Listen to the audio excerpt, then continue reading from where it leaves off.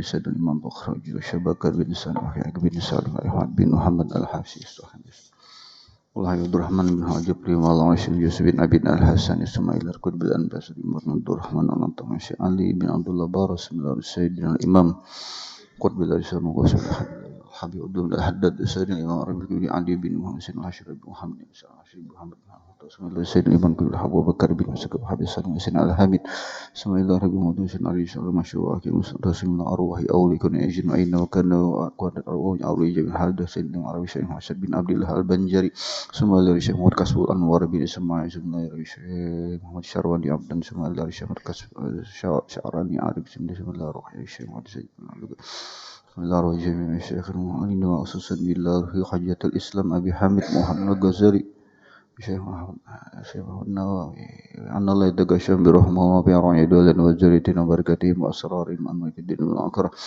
wa yajaluna min hajri rizqan mahabbatan wa yatawaffana ala millati ma yasuruna bi nurti Allah yarzuquna al-futuhur rasul min jasadi wal qalbi wa ratabatan nasu an yata'alina futuhal arifin ويباكنا يهدينا إلى سواء السبيل أن الله يطول أعمارنا ويحسن أخلاقنا ويشفي أرزاقنا يشفي مرضنا وأن الله يحفظنا ويحفظ أهلنا ويترك البلد والأجد والبيان والفتن ما ظهر منها ويختم لنا بالحسن إلى النبي صلى بشير الفاتحة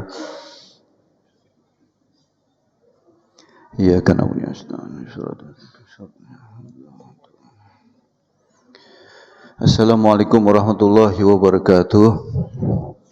Bismillah walhamdulillah wassalatu wassalamu ala rasulillah Sayyidina Muhammad bin Abdullah wa ala alihi wa sahbihi amma ba'du. Alhamdulillah kita bersyukur kehadiran Allah subhanahu wa ta'ala atas segala nikmat. Salawat dan salam tercurah selalu atas baginda Nabi sallallahu alaihi wasallam. Kemudian daripada itu marilah sama-sama kita berniat i'tikaf di masjid ini dengan melafazkan niatnya Bismillahirrahmanirrahim nawaitu an a'takifa fi hadzal masjid sunnatan lillahi ta'ala.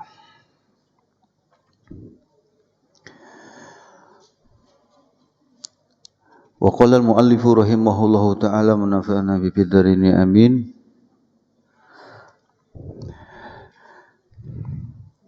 Walakin yanbaghi laka an ta'lama qabla kulli syai' anna al-hidayah allati hiya samratul ilmi laha bidayah wa nihayah wa zahir wa batin wala wusula ila nihayatiha illa ba'da ihkami bidayatiha wala usura ala batiniha illa ba'dal wukub ala zahiriha.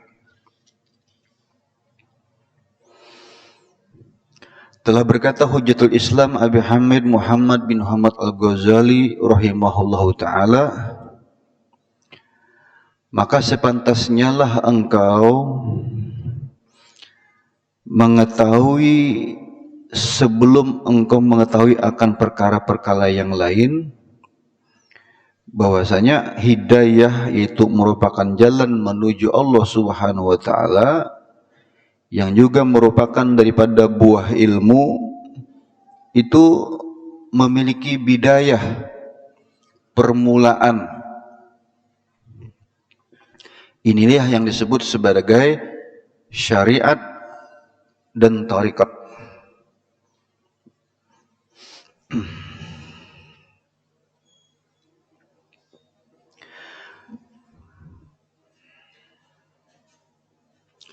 Wa zahir wa batin, karena sesungguhnya setiap yang batin itu dia memiliki sisi yang johir, begitu pula dengan sebaliknya. Kadangkala cuma johir saja tanpa ada batinnya, atau batinnya saja tanpa ada johirnya. Maka ini saling melazimi antara johir dengan batin. Maka syariat itu tanpa adanya hakikat, maka itu menjadi kosong, tidak memiliki nilai, bahkan tidak ada buahnya. Seandainya orang cuma sibuk dengan syariat tanpa ada hakikat. Sedangkan hakikat tanpa adanya syariat juga adalah merupakan perkara yang batil.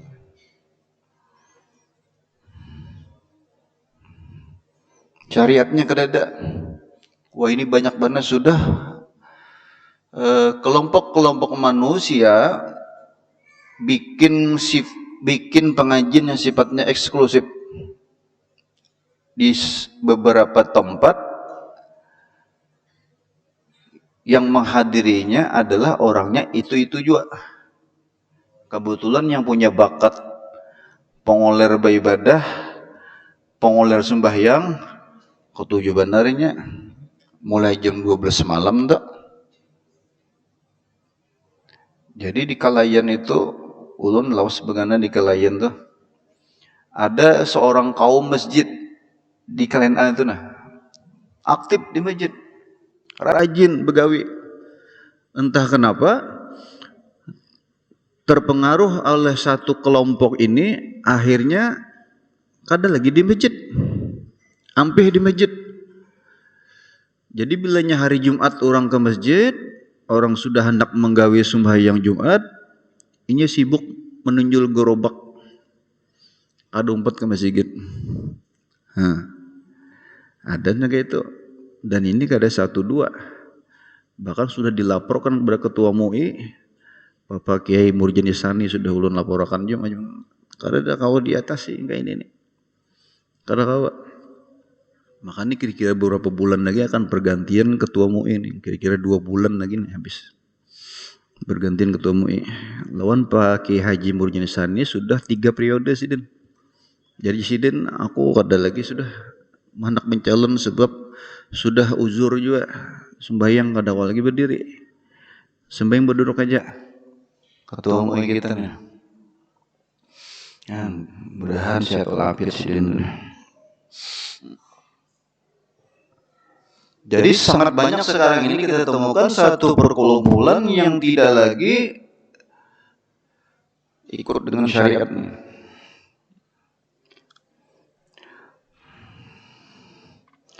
Dikatakan oleh Imam Sawi bahwasanya yang disebut sebagai syariat itu adalah hukum-hukum yang mana Nabi SAW memberikan beban kepada umat daripada Allah Subhanahu wa Ta'ala kepada setiap yang mukallaf.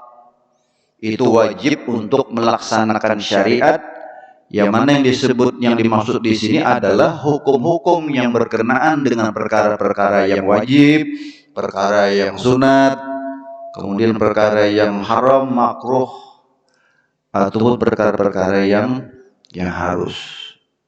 Ini ngaran syariat. Di dalam syariat itu ada hukum-hukumnya.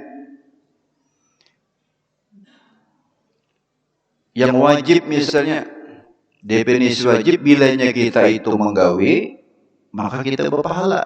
Bila meninggalkan, berdosa kita. Seandainya seseorang itu melaksanakan, mengerjakan semua perkara-perkara yang wajib, itu enggak patut dibanggakan. Sebab apa? Memang itu ada suatu kewajiban bagi dirinya. Yang mana Imam Ghazali menyebutkan di dalam kitab yang lain, itu di dalam kitab Mau'izatul Mu'minin disebutkan seandainya seseorang itu mengerjakan semua perkara-perkara yang wajib, itu diibaratkan seperti pedagang yang sudah punya modal, belum lagi berjualan, belum lagi berhujung, modal aja hanya. Artinya belinya sampai tertinggal nang wajib tadi, kayak sembahyang nang 3 waktu aja sembahyang misalnya, berarti nilainya minus. Kalau dia ingin mendapatkan keberuntungan, maka dia di masa yang akan datang harus bikin target mencapai, menutupi kekurangannya di masa yang lampau. Misalnya yang mestinya 5 waktu kan sembahyang nih, ini 3 waktu aja, minus nilainya. Nah, sama dengan pedagang. Biar pedagang ini kalau sudah modalnya aja sudah pada habis, maka dia akan bikin target di masa akan datang untuk mengejar targetnya. Nah, apabila dia sanggup mengejar target, yaitu dengan melaksanakan segala perkara-perkara yang wajib, kalau dia ingin hendak berhujung, maka yang sunat-sunat pun digawi juga. Maka harus paham kita nang mana nang wajib, nang mana nang sunat, nang mana nang rukun, nang mana nang sunat. Ini kadang-kadang kita tertipu mengutamakan nang sunat, kada peduli lawan nang wajib. Kadang-kadang ada yang mimpin ziarah, misalnya Wali Songo, ziarah kemana-mana misalnya, sibuk ngurus ziarah, tapi kada pernah memikirkan sembahyangnya di mana, sembahyangnya kayak apa, yang jadi imam siapa. Itu perlu dipikirkan lebih dahulu. Nang ziarah-ziarah ketujuh ini, nah itu pikirkan itu, ya, nang wajibnya dulu. Jangan sibuk tentang kemudian di dalam mengerjakan yang wajib itu bulan tata cara mengerjakannya harus disampaikan oleh pimpinan rombongan. Jangan asal berangkat aja ntar mengambil ujungan. Perlu dipikirkan nih sembahyang di mana, kita mau makan di aja bang, di rumah makan ini, makan itu, sembahyangnya di mana, masjidnya di mana, itu perlu dipikirkan. Kemudian bagaimana cara melaksanakan jamak kosornya gimana, itu harus dilajari, itu wajib dilajari. Ini kadang-kadang kada peduli tentang kayak apa menggawe sembahyangnya itu. Kalau sudah perjalanan 2 marhalah mau sampai misalnya ke rantau, itu sudah masuk, dia mesti menjamak dan mengkosor sembahyangnya. Tapi kadang-kadang kalau kita sampai arah ke masa ke Kintab atau daerah-daerah jorong apa tuh, itu belum sampai 2 marhalah. Jadi kayak apa itu? Sedangkan kita ini tujuan muter-muter. Ya, kita tidak anjurkan untuk mengkosor, tapi dibolehkan menjamak, menggabung 2 sembahyang. Nah, ini harus diatur, harus diajarkan juga tata caranya. Kayak apa menjamak sembahyang ini? Menggabungnya ini kayak apa? Nah, itu penting diperhatikan juga masalah itu. Nah, jadi syariat itu adalah yang isinya adalah hukum-hukum yang mana yang disampaikan oleh baginda Nabi Sallallahu Alaihi Wasallam yang datangnya daripada Allah Subhanahu Wa Taala, dari perkara-perkara yang wajib, yang sunat, ya, yang mandub tadi, kemudian yang makruh juga, ya, juga perkara-perkara yang harus. Nah, sekarang apa arti thariqah? Thariqah itu adalah suatu amal, perkara-perkara yang wajibkah atau yang sunatkah, pokoknya kalau thariqah itu artinya adalah amalnya, kalau syariat itu hukumnya. Jadi sekarang mengerjakan daripada syariat itu thariqah ngarannya. Thariqah itu jadi kita jalannya, caranya, yaitu dengan mengamalkannya tadi. Maka termasuklah di situ dari bahasan daripada thariqat itu adalah meninggalkan semua perkara yang dilarang oleh Allah Subhanahu wa Ta'ala. Kemudian mengosongkan daripada perkara-perkara yang mubah. Kan orang-orang yang berada di jalan thariqah ini, ya, itu mereka begitu pedulinya kepada perkara-perkara yang makruh, bahkan yang mubah pun mereka berhati-hati. Apalagi yang makruh, apalagi yang haram. Orang yang ditarikat nih, ya kan? Perkara-perkara yang mubah, misalnya makan, dalam urusan makan mubah hukumnya. Hendak makan aja dulu kada kegampangan. Ulun karena ada satu Habib Alwi Al-Habsyi itu di Klien B itu. Itu kalau mau makan tuh kada sembarangan langsung makan. Doanya panjang nak makan tuh. Wah, bismillahirrahmanirrahim. Kalau Allah mau barik lana tuh handap aja. Apakah ini baca-baca ini? Hanya makan. Hati-hati bener lah, hati-hati bener di zaman Datuk Kalampayan tuh lah, itu kalau hendak makan saking beradabnya lawan rezeki, walaupun hanya sebiji nasi, sampai-sampai di antara mereka itu ada yang mandi dulu hanya makan, memuliakan lawan rezeki ini. Nah, luar biasa. Jadi kada sembarangan makan, ada adab-adabnya, ya, ada adabnya makan. Karena ingin memuliakan betapa umat manusia ini menyibukkan dirinya siang dan malam demi untuk mendapatkan nasi itu. Nah, luar biasa nih itu, jangan diusahakan orang siang malam. Ya, ada yang keluar rumah semuanya buliknya pulang sampai malam benar. Nih itu nang dikejarnya, itu nang diusahakannya.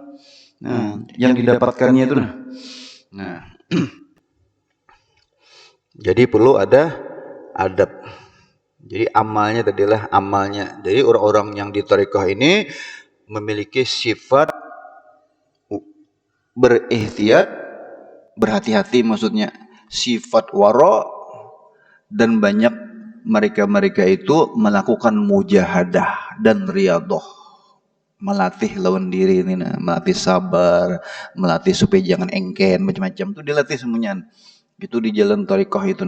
Nah, wal hakikah, sedangkan yang dinamakan hakikat itu adalah segala hakikat-hakikat akan setiap sesuatu.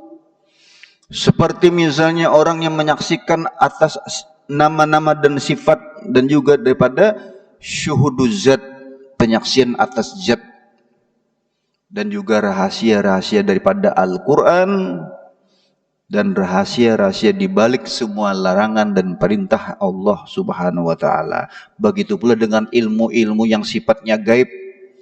Itu dalam bahasan ilmu hakikat itu. Yang mana itu semuanya tidak didapatkan dari seorang muallim, seorang guru. Jadi orang sudah mencapai pada tingkatan hakikat ininya bukan melalui guru.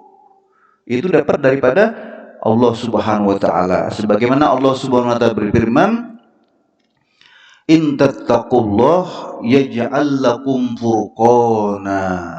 Apabila kalian bertakwa kepada Allah Subhanahu wa taala, maka Allah Subhanahu wa taala menjadikan bagi kalian itu furqan, pembeda antara yang hak dan yang batil. Furqan.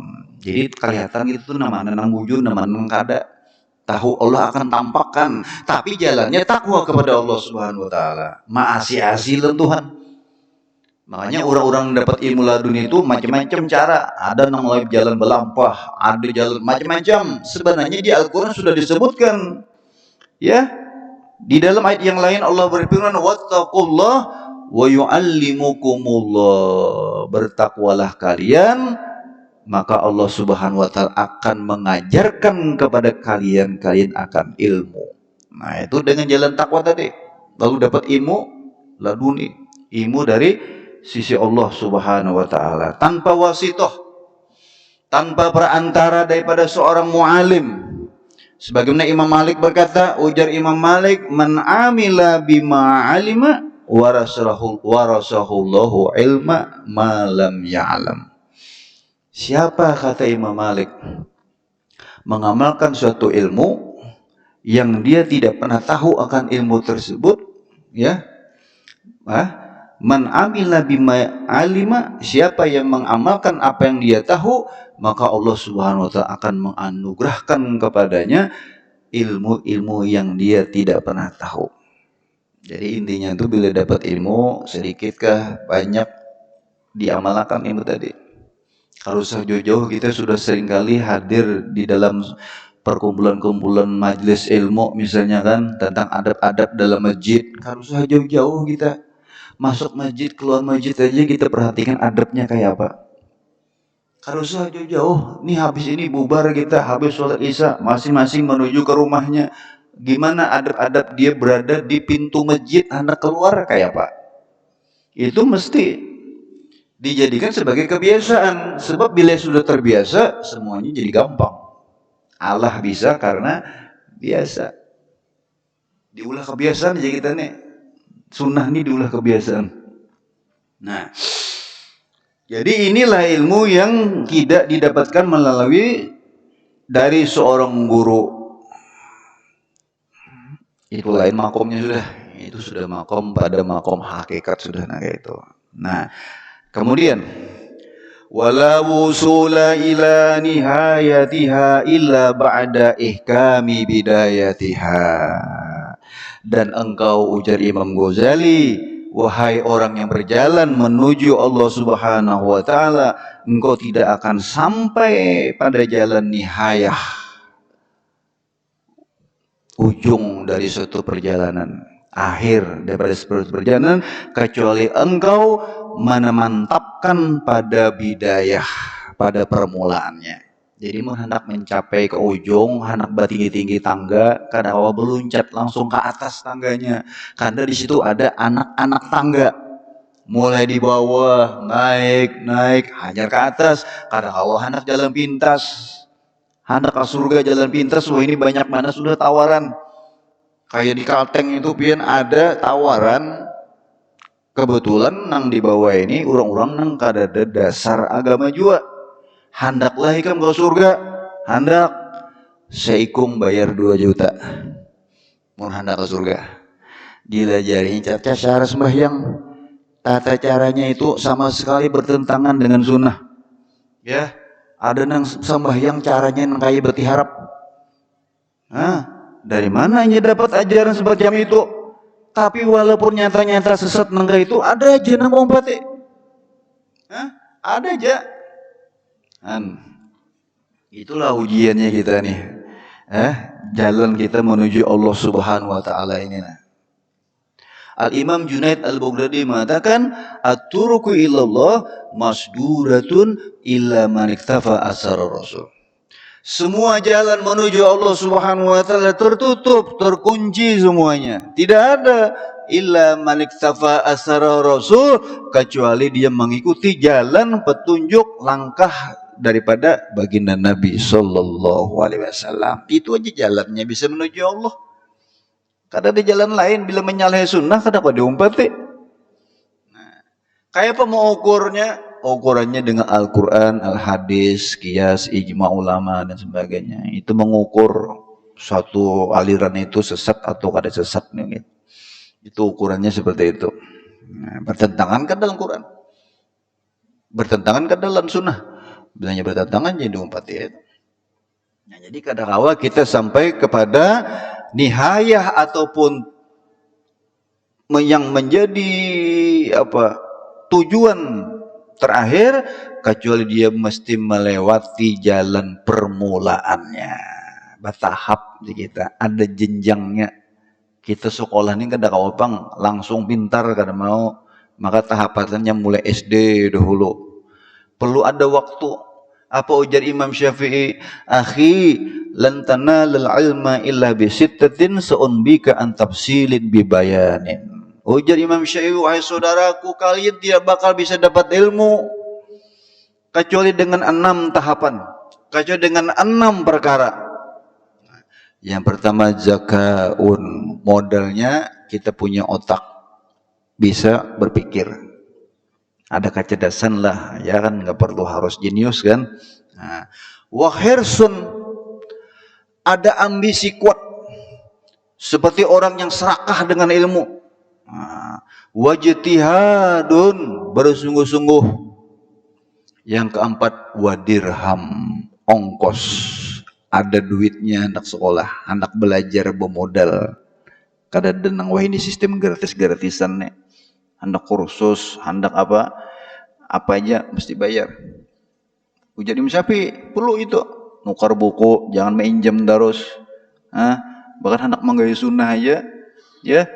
Kadang-kala kita ini kada bermodal, hendak dapat pahala banyak sembahyang, hendak pakai siwak, nukar siwak, ya kan? Kadang-kala minjem aja, hendak berzikir, ya, supaya mudah berzikirnya, mesti berisi tasbih, dan tasbih ini kadang-kala minjem terus, mesti bermodal, nukar dulu. Kemudian setelah wadirhamun wasuhbatu ustazin, yang kelima, ujar Imam Syafi'i, bakawan lawan ustad, bakawan orang yang talabih pada kita dalam bidang ilmu agama. Jangan bakawan lawan orang yang di bawah kita, kada kau bertambah kita pemahaman agama. Cari orang-orang yang bisa menyampaikan sesuatu yang bermanfaat bagi kita, ilmu-ilmu tadi itu. Perlu itu. Kemudian yang keenam, watuluz zaman, waktunya yang panjang. Ada jenjang waktu, kadang-kala langsung disulap. Paham dalam pan ilmu ini, ini disiplin ilmu ini langsung paham, langsung mengerti, kadang-kala mesti melalui proses.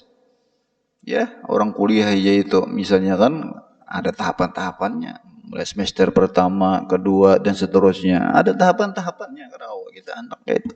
Nah, seperti itu pula apabila kita ingin mencapai pada tingkatan derajat yang tinggi di sisi Allah Subhanahu wa taala di dalam bidang apapun, maka di sini digambarkan apabila kita ingin mendapatkan atau mencapai pada hakikat, itu diumpamakan oleh beliau, ya, digambarkan seperti kita ingin mencapai pada tingkatan hakikat, itu mesti melalui jalan syariat. Digambarkan bahwa hakikat itu seperti mutiara yang ada di bawah lautan, dan tarekat itu adalah merupakan lautan, syariatnya adalah kapal yang kita gunakan untuk apa? Berjalan di atas air, di atas lautan. Syariatnya kapal. Ya. Seseorang tidak akan mencapai daripada mutiara yang ada di bawah laut kecuali dia harus melewati laut. Seseorang tidak bisa berada di atas laut dan masuk ke dalamnya kecuali melalui kapal. Tidak bisa mencapai pada derajat hakikat kecuali ada tarekat yang harus dilalui, dan ini tidak bisa dicapai pula kecuali dengan syariat. Jadi mesti bersyariat. Nah, wa ana musyirun alaika bi bidayatil hidayah litujarriba biha nafsak wa tantahinu biha qalbak. Nah, kata Imam Ghazali, inilah aku tunjukkan kepada engkau, kepada murid maksudnya, orang yang punya kehendak untuk mencapai suatu kebaikan, inilah bidayatul hidayah. Kitab Bidayatul Hidayah Ujasidin menguji kepada dirimu, kepada nafsumu. Nah, dan juga hatimu, bagaimana engkau apabila engkau fa in sadaqta qalbaka ilaiha, apabila hatimu sudah mulai condong kepada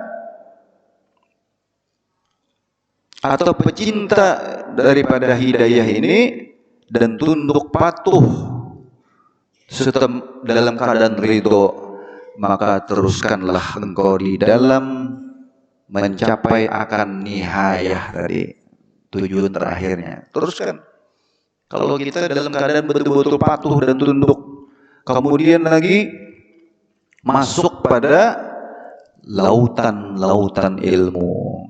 Kalau kita sudah bujur-bujur, sudah membenahi diri kita, benahi hati kita, maka silakan sudah masuk ke dalam situ. Ada lagi perumpamaan yang lain, itu digambarkan seperti pohon kelapa. Syariat itu kulitnya. Kita tidak akan bisa mencapai daripada kelapa tadi, nyur tadi, kecuali membuka kulitnya terlebih dahulu. Kemudian setelah mendapatkan kulitnya tadi, ingin mencapai yang lebih inti daripada kelapa tadi, yaitu minyaknya. Nah, untuk mendapatkan minyak daripada kelapa tadi, dia harus ditumbuk dulu, ya, ditumbuk dulu. Jadi ibarat kita ini dalam perjuangan itu seperti kayu garu. Kayu garu itu tidak akan keluar harumnya kecuali dibakar dulu. Nah, dibakar dulu. Jadi semuanya melewati proses yang panjang untuk mencapai pada tingkatan yang tinggi di sisi Allah Subhanahu wa taala. Sebagaimana kita belajar ini, ya kan, dalam ibadah dan sebagainya, itu memerlukan suatu proses. Ya, wa tuluz zaman menjadi Imam Syafi'i tadi. Nah, sekarang kita berada di bulan yang mulia. Bulan Rajab. Disebutkan oleh para ulama, bulan Rajab ini adalah disebutkan sebagai Syahruz Zar'i. Syahruz Zar'i ini adalah itu bulannya kita bertanam. Bulan bertanam. Wa Sya'ban syahru suqi zalika zar'i. Sedangkan bulan Sya'ban nanti adalah merupakan bulan kita menyirami tanaman yang kita tanam di bulan Rajab ini. Jadi kita menanam, Sya'ban kita menyiraminya. Nanti Ramadan kita berada di Syahrul Hasad, bulan panen. Jadi panen pahala. Karena amal-amal ibadah kita dilipat gandakan oleh Allah di bulan Ramadan. Jadi ini satu paket yang tidak bisa dipisahkan. Makanya Nabi mengajarkan satu doa, Allahumma barik lana fi Rajab wa Sya'ban wa ballighna Ramadan. Ya Allah, berikanlah keberkahan kepada kami di bulan Rajab dan bulan Sya'ban, dan diperjumpakan dengan bulan Ramadan. Maka persiapkanlah diri kita sejak hari ini, ya, sejak malam ini, sejak kita berada di bulan ini, karena ia akan menghantarkan kita kepada bulan Sya'ban. Sya'ban nanti akan menghantarkan kita lagi kepada bulan yang mulia, bulan yang agung, yang ditunggu oleh umat Islam sedunia. Itu bulan Ramadan. Mudahan kita dipanjangkan umur, berdapat lawan bulan Ramadan. Amin ya rabbal alamin. Jadi beruntung benar. Ya, sungguh tidak beruntung orang inilah mun mati sebelum Ramadan ini, rugi benar. Ya, mudahan panjang umur, makanya berdoa kita, makanya uji Nabi, Allah memberikan firman, wa ballighna, sampaikan kami uji Nabi. Sampaikan kami kepada bulan Ramadan. Nah, itu doanya Nabi. Ya, maka kita harus berdoa sebagaimana Nabi sallallahu alaihi wasallam memohon kepada Allah Subhanahu wa taala agar mendapatkan keberkahan di bulan yang mulia ini. Inna iddatasyhur indallahi 12 syahran bi kitabillah yauma khalaqas samawati wal ardi minha arba'atun hurum.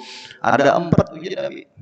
Ujar Allah, ada 4 bulan yang mulia. Di antara 12 bulan itu di dalam ketetapan Allah, manakala Allah di hari itu menciptakan langit dan bumi. Jadi Dzulqa'dah, Dzulhijjah, Muharram, Rajab, Dzulqa'dah, Dzulhijjah dan Muharram. Ya. Hadirin sekalian dirahmati Allah Subhanahu wa taala.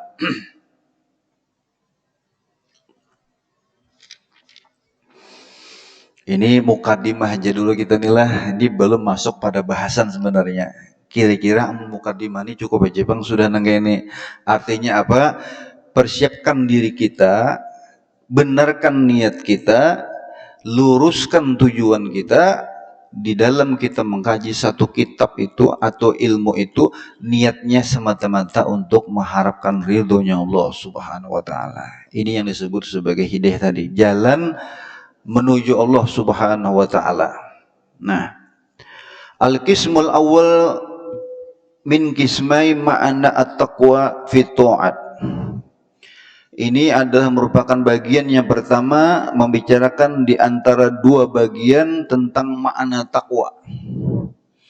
Takwa ini sebagaimana Allah Subhanahu wa taala firmankan di dalam Al-Qur'an, yang mesti kita jadikan sebagai bekal akhirat kita. Apa ujar Allah? Wa tazawwadu fa inna khaira zadit taqwa. Berbekal-bekallah kalian, sebaik-baik bekal itu adalah takwa. Takwa itu imtisalu awamirillah wa jinabun nawahi. Makna dari takwa ini menggawi perintah Allah, menjauhi larangannya. Ini setiap Jumat pasti kita dengarkan wasiat ini. Saking pentingnya kedudukan takwa ini, sehingga setiap minggu kita selalu diingatkan dengan wasiat seorang khotib. Bila ada khotib naik ke atas mimbar, kadang menyampaikan wasiat takwa ini, maka Jumatnya tidak sah. Kadang diterima oleh Allah. Ya, kadang diterima. Bahkan kadang-kadang ada sebagian membahas, ini ada khotib, tapi kadang menyampaikan wasiat takwa dalam bahasa Indonesia. Padahal sudah disampaikan dalam bahasa Arab. Usikum wa nafsi bitaqwallah. Ada nang abut sebagian orang. Ya kan? Kenapa itu jadi kadang wasiat takwa? Itu kan merupakan rukun khutbah itu. Nah, jadi itu ada beberapa pendapat tentang itu. Yang penting sudah disampaikan dalam bahasa Arabnya. Itu sebenarnya pianlah di dalam kitab Taqriratus Sadidat, kitab fikih kontemporer yang disusun oleh Al-Habib Zain bin Ibrahim bin Sumaid, ulama Madinah, masih hidup. Al-Habib Zain di situ disebutkan semestinya khutbah Jumat itu pakai bahasa Arab, bukan bahasa Indonesia. Ya, tapi dengan syarat kalaupun mau khutbah pakai bahasa Indonesia, kata beliau di kitab itu, semua jamaah yang ada di masjid itu mesti ada ghirah, semangat untuk belajar bahasa Arab. Lalu timbul pertanyaannya, kalau kada mau Bang belajar bahasa Arab kayak apa? Itu wallahu a'lam bishawab. Sebab keterangan seperti itu, karena ada satu masjid di mana? Di Pamangkeh itu nah. Pamangkeh pian tahu Pamangkeh itu arah hendak ke Amuntai itu nah, ada masjid Pamangkeh itu nah. Itu mulai bahari kada pernah pakai bahasa Indonesia, itu khutbah Jumatnya bahasa Arab ya. Maka pentingnya kita nih belajar bahasa Arab ini. Ulun bahari itu bahasa Inggris saja ulang perdalam sampai jadi guide ulun bahari itu. Imbah nang ketemu ulun bahasa Arab ini dengan uslubnya yang lebih rumit daripada bahasa Inggris, pian rasa menyesal tadi juga ulun kada belajar bahasa Arab nih. Terlambat hitungannya. Lah, jakaya tahu mulai awal ada belajar bahasa Arab ini. Nah, mulai bahari sudah. Nah, jadi penting. Karena bahasa Arab ini adalah bahasa Al-Quran, ya, dan tidak ada pengganti dari bahasa Arab ini di dalam ibadah. Pernah dahulu ada yang nyeleneh, sembahyang pakai bahasa Indonesia. Allah Maha Besar. Pernah ada itu, ya, itu di Malang dulu ada gurunya mengajarkan itu, sembahyang pakai bahasa Indonesia. Tidak bisa. Ya, itu sudah merupakan lidah baginda Nabi sallallahu alaihi wasallam, ya, di negeri Mekah dan Madinah menggunakan bahasa Arab. Bahasa agama, bahasa Al-Qur'an, ya, bahasa akhirat itu dengan menggunakan bahasa Arab. Tapi bagaimanapun orang yang meninggal dunia itu lah lalu ditalkinkan. Yang menakinkan ini macam-macam. Ada yang pakai bahasa Arab, ada yang pakai bahasa Indonesia. Ada yang digabung, imbah pakai bahasa Arab, diterjemahkannya ke bahasa Indonesia mentalkin. Sebenarnya talkin ini untuk siapa? Ya, seperti halnya azan untuk jenazah itu untuk siapa? Ada yang kada paham, azan untuk jenazah itu sebenarnya untuk jenazah itu. Kadang-kadang azan ini gesan orang nama hadiri jenazah tadi. Arahnya tuh ke jenazah situ. Waktunya hendak dimasukkan ke liang lahat itu. Karena waktu dia lahir, pertama dia melihat dunia ini, ya, kalimat, ya, yang pertama didengar seorang bayi baru lahir itu adalah kalimat tauhid. Kalimat Allahu Akbar yang dikumandangkan oleh orang tuanya di telinga anak tadi. Dan kemudian setelah dia wafat, ditutup kehidupannya pun dengan azan. Kalau orang Syiah lain pian. Orang-orang Syiah itu bilanya menguburkan jenazah itu ditabok di luang itu, nang menakin ini masuk ke dalam situ, lubang masuk ke dalam situ. Nah, amun kita di luar aja. Kenapa? Jangankan jenazah itu yang dalam kubur itu, yang ditalkirkan itu kan kada jauh jaraknya lawan menakin itu. Kita jauh-jauh di pekuburan memberi salam, itu pasti terdengar suara kita kepada orang yang ada di alam kubur. Dalam hadis disebutkan, tidaklah seseorang yang masuk ke pekuburan maka suara tapak kakinya terdengar oleh semua yang ada di alam kubur itu. Ya, karena pendengaran mereka itu lebih tajam daripada orang hidup. Makanya Nabi mengajarkan kalau masuk ke pekuburan, ucapkan Assalamualaikum ya ahlal kubur dan seterusnya. Kenapa Nabi memerintahkan seperti itu? Ya tentu saja mereka-mereka di alam kubur bisa mendengarkan setiap salam kita. Dan setiap salam pasti dijawab. Sebagaimana salamnya Nabi SAW, sebagaimana salam kita kepada Nabi, Assalamualaikum ayuhan Nabi wa rahmatullahi wabarakatuh, terdengar oleh Nabi dan itu pasti dijawab oleh Nabi Muhammad SAW. Ma min ahadin yusallimu alayya illa raddallahu alayya ruhi hatta arudda alaihi salam. Tidaklah seseorang yang menyampaikan salam kepadaku, ujar Nabi, maka Allah kembalikan ruhku demi untuk menjawab setiap salam orang yang memberi salam kepadaku. Karena hukum menjawab salam itu wajib, tidak mungkin Nabi tidak melaksanakan yang wajib. Dosa dong. Ya, memberi salam hukumnya sunat, menjawabnya wajib. Ya, kalau kita bersama-sama Nabi di dalam maulid, ya Nabi salam alaika, tidak mungkin Nabi tidak mendengar salam kita. Dan Nabi pasti mendengar dan menjawab setiap salam yang kita sampaikan atas baginda Nabi Sallallahu Alaihi Wasallam. Mudahan ini ada manfaat, ada keberkahan bagi kita, dan mudah-mudahan Allah Subhanahu Wa Taala mengampuni segala dosa-dosa kita dan dipanjangkan umur di dalam taat dan ibadah kepada Allah Subhanahu Wa Taala. Amin.